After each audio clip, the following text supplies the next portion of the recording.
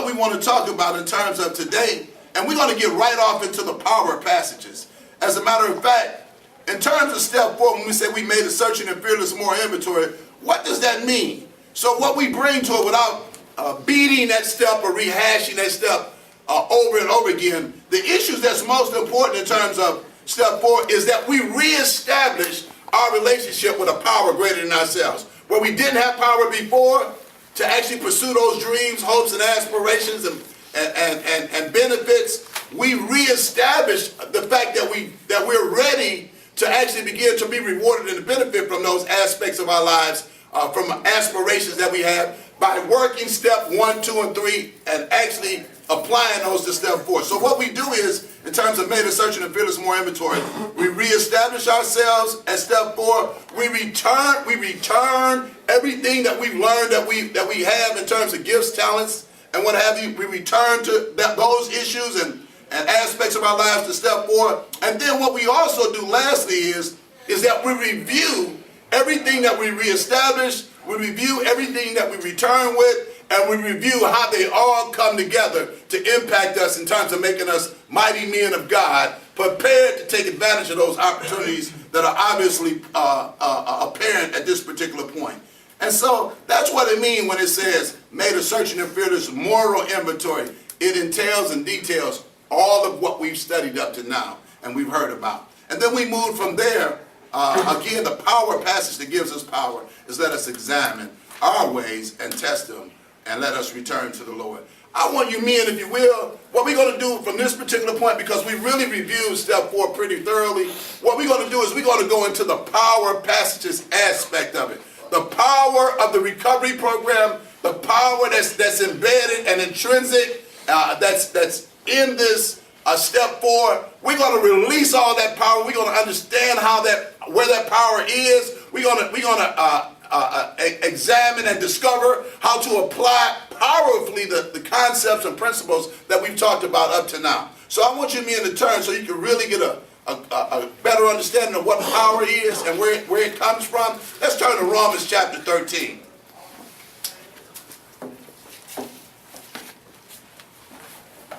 You know, and while we're doing that, while we're turning to Romans, understanding the power, because we're about to move over to the power passages that gives us, again, the power to mechanically work the tools that we have in terms of benefiting from step number 4 and applying them in the right manner, so we can really Romans what, Mr. What? Romans 13, so we can really benefit from this program. Romans 13, and we're going to do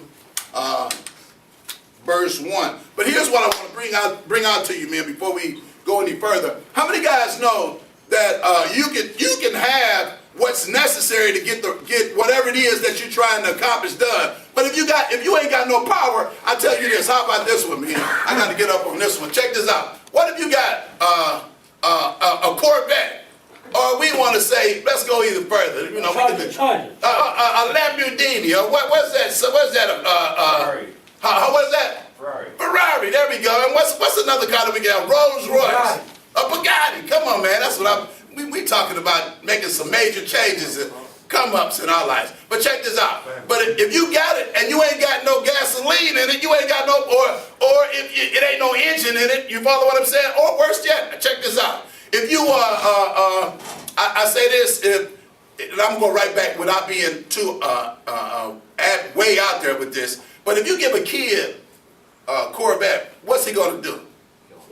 He ain't got no power to control it. It's too much power for him. Are you following what I'm saying? The power is there, but it's too much power for him. Are you following what I'm saying? So in terms of recovery, what I'm trying to say is this particular point. What we need to understand where the power comes from, that there's muscle in this recovery program, that there's power in this recovery program, but we need to learn how to utilize that power, how to harness that power, and how to ride that power. Are you following what I'm saying? To get us from destination A to destination B. What do we want? We want better jobs. We want our home to be better. We want to be better. We want the power to achieve that in a Lamborghini type of way, in a Corvette, in a Bugatti type of way. Are you following what I'm saying? And these are associations pictures that you've got to put in your mind and understand, why am I working this program? Because it's going to get me to the point of having the things, luxury, better a better lifestyle. Are you following what I'm saying? A better home environment. I want a Lamborghini home environment. I want a Bugatti,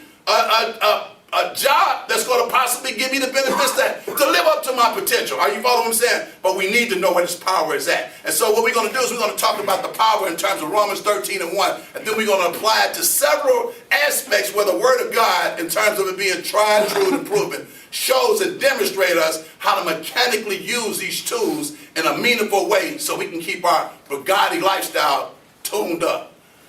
Rolls Royce lifestyle, Corvette life, keep our recovery machinery optimally tuned up. So it definitely will get us to the point that we're trying to get to. Are you following what I'm saying? We need that power. Read 13:1 if you would, brother back there. Hey, you got me. My brother right here got me then. 13:1. What was that? I didn't catch it, my fault. Let every soul be subject to the governing authorities, for there is no authority except from God, and the authorities that exist are appointed by God. And I like this. Here's what I want to say before we go into this. I like the diversity that this represents. It says, let every soul be subject. So in other words, here's what you're going to have. You're going to have some diverse situations and circumstances that you're not quite maybe familiar with or sure how to deal with. But no matter what situation you get in when you leave this room, this recovery room, whether it's somebody talking to you in a way that you can't quite appreciate, or whether it's on a job that you maybe don't want to be there right away, maybe it's not the type of job that you want at this particular, it's not paying the type of money that you wanted to pay in terms of the lifestyle that you aspire to be, or even, let's go a little bit further, or your wife may not understand what you've dealt with up to this particular point. If you come home from the penitentiary, maybe she's not sensitive to the fact that it's going to take you some time to really get to be the man that you know you can be, that she wants you to be. But he says, let every soul be subject. Are you following what I'm saying? To the higher power, which is God. Are you following what I'm saying? So no matter what situation you're in, if you have access to the power that'll give you an understanding that this too is a situation that God has put you in, but he's also provided you with the power that's necessary to be the father that you want to be the husband that you want to be, even to have power in a meaningful way in that relationship with you and your wife. Even your kids may get on your nerve when you first come home. Are you following what I'm saying? Or when you come from the recovery program, what was that? You're dealing with some stuff that you normally feel as though you shouldn't have to be trouble with. Are you following what I'm saying? But here's the point, what I want to say. As we move into these power passages, there's only one true power. This is getting to whatever situation that you're having to contend with temporarily, is getting you from point A, that situation, to point B, to the power so you can deal with it. But if you think people are irritating you now, people are annoying you now, you short-tempered and short-wicketed now, you don't stand a chance if you don't keep yourself focusing on understanding that there's a power available to you to get past that situation and to have full access to the power so you can deal with that situation. I mean, do you understand what I'm saying? There are some situations that's just totally maybe unacceptable. We talked about anger. We talked about frustration. Remember we talked about that last week? In order to deal with those situations, we need to have power that'll get us from Lamborghini power that'll get us from point A to point B. Now, I want you to turn to page, we're going to talk about that power. Let's turn to page 63. Family, let me have it back there.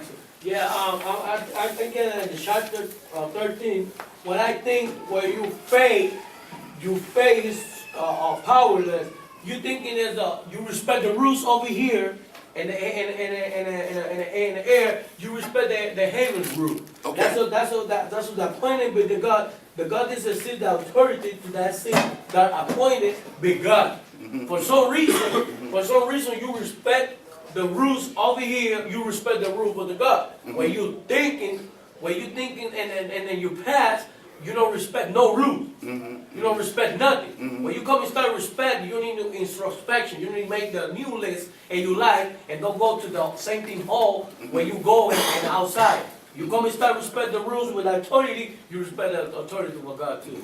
And you know what? You bring up a good point. You know, believe in that. As you talk about, we tend to take things personally and see it just from me to you. But what you understand is it's just like working out with weights. I mean, you know, the more weight you put on you before you can really get built up, you have to continue to put the weight on. And eventually you see the muscles. Are you following what I'm saying? And so a lot of times there's challenges that's put on us, and instead of us looking at this as challenges that's going to build us up, making us muscular for the other opportunities that's going to present ourselves, and understanding this, that the true authority, thy kingdom come, thy will, the true authority is that God is really putting you in a position to build you up for something greater that's about to come. We get an immediate attitude with the person that we confronted with. But when we learn how to deal with authority in one situation, that ability to deal with authority is transferable everywhere we go.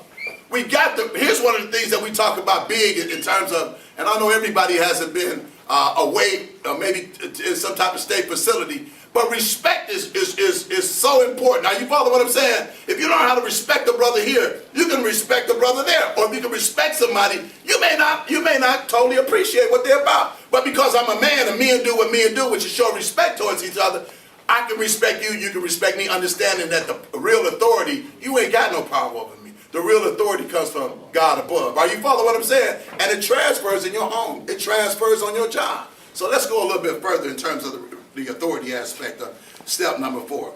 Let's look on page 63, man. Wow, page 63. And what we talked about basically, we spent a lot of time on the issue of denial last week, if you may remember. And I came up with a way to kind of explain denial. Do you know denial is like, I call it this, people that deal with denial, I call it the Superman complex. Because when you know how Superman, when he have his suit on, he got all his power. When you're dealing with denial, you're dealing with, Jerry, go around the other way if you would, brother. When you're dealing with denial, you're dealing with you feel as though you don't have to address situations and circumstances that you normally would because you're in denial. It gives you a sense of power. But when you're not dealing with denial and you're dealing with stuff realistically, a lot of times you feel maybe a little inadequate, or you may feel a little bit, I want to say maybe imposed upon, or you may feel a little bit uncomfortable. Because now you got to deal with life on life terms. Are you following what I'm saying? So denial has its trade-off, but in the long run it does much more harm than it does benefiting you. So why do I say that? Let's look at page 63. It talks about denial stems from childhood environment. And we got off into that. We talked about our kids and what have you and our wives. We talked about we rationalize things that are unacceptable as being acceptable behavior. And then we talked about how we ignored the chaos that was in our lives that resulted from us not dealing with life on life terms. And then lastly, we said as we matured, our denial continued to protect us. That Superman complex. I'm protected. You know, I got on my Superman outfit of invincibility because I'm not acknowledging what's going on. You deal with it. I ain't dealing with it. As my brother say, Mommy, you deal with it. I ain't dealing with it. Go, you kids, you go. But we got a responsibility, men, not to deny, not to fantasize, but deal with life on life terms. So let's go down. What is the first power passage, having read chapter 13 in Romans verse 1? Verse 1. Someone reads that. The heart is what? Ooh-wee, this is going to get good. Anybody, somebody read that one on page 63. The heart is what? The heart is deceitful above all things and beyond cure. Who can understand it? I, the Lord, search the heart and examine the mind, to reward a man according to his conduct, according to what his deeds deserve. Mm-hmm. And then, what does that mean? What is the application of that? Attempting what? Attempting to survive in chaos by denying its existence fosters deceit and illusion. You're a trickster, man. I hate to be the one to tell you, you belong in Las Vegas on the stage.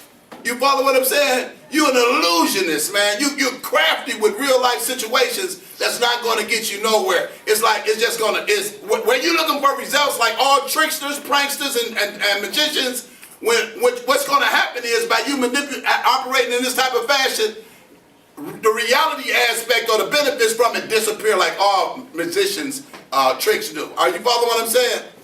You hear what I'm saying? And then when he talks about even further than that, I like how he talks about the heart and our conduct. Do you know what? If it's in your heart, if you really got a real heart condition towards somebody where you really have a bad feeling about them, it's going to show in your conduct. Are you following what I'm saying?